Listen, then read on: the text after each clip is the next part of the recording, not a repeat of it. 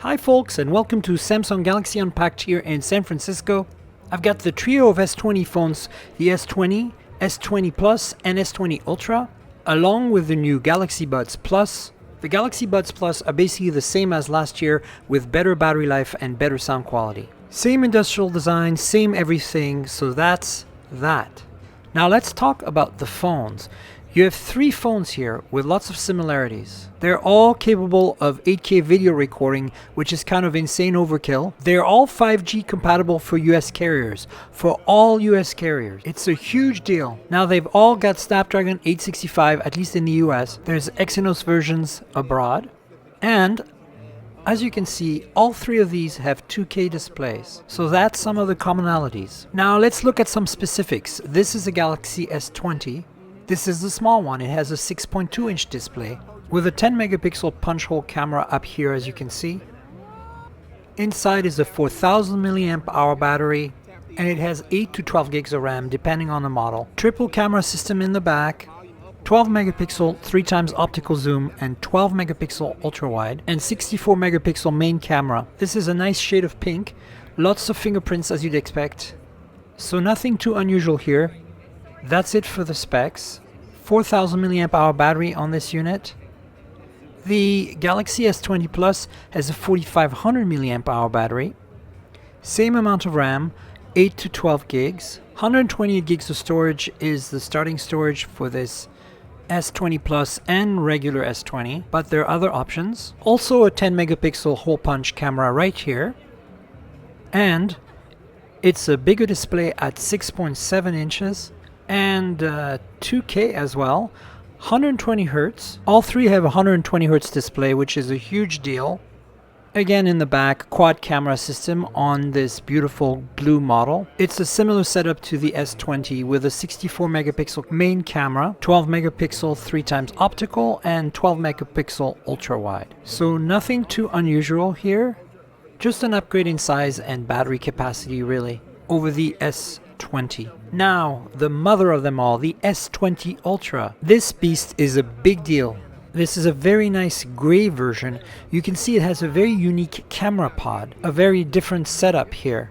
So let me walk you through the cameras a little bit. There's a 108 megapixel main camera. Yes, 108. It does 9:1 pixel binning. So instead of 4:1 pixel binning like a lot of high resolution cameras do today, it's 9:1 binning for incredible low light performance. There's a 12 megapixel ultra wide, and then there's this crazy 48 megapixel periscope 10x optical zoom telephoto lens. And of course, a time of flight sensor. So that's one of the big differences with the S20 Ultra. Nice gray color here, 5000 milliamp hour battery, 6.9-inch display, 120 Hz.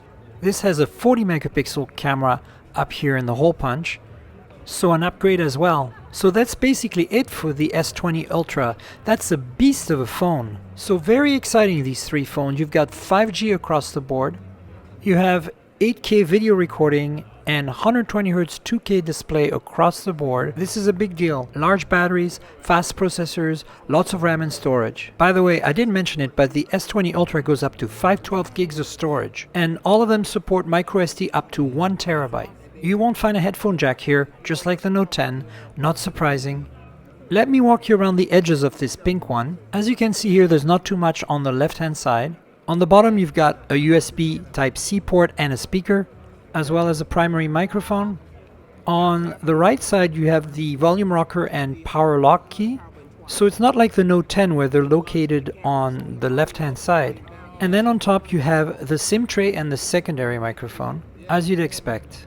So that's basically the lay of the land on these. Very exciting, very nice. In terms of pricing, we're looking at $999 for the S20, $1199 for the S20 Plus, and $1399 for the S20 Ultra. So that's pretty steep, but remember, these are mostly going to be sold subsidized in the US. So it's not going to be a big issue, and for most people it's going to be a no-brainer to simply pick their favorites for their budget. The S10 series is also going down in price at the same time. One thing I didn't mention is that they all have in-display fingerprint sensors, obviously. Last year's S10e had a side-mounted fingerprint reader, but this year all three of them have the same setup. So these are very similar in terms of specs, other than the S20 Ultra. That really cranks things up in terms of imaging.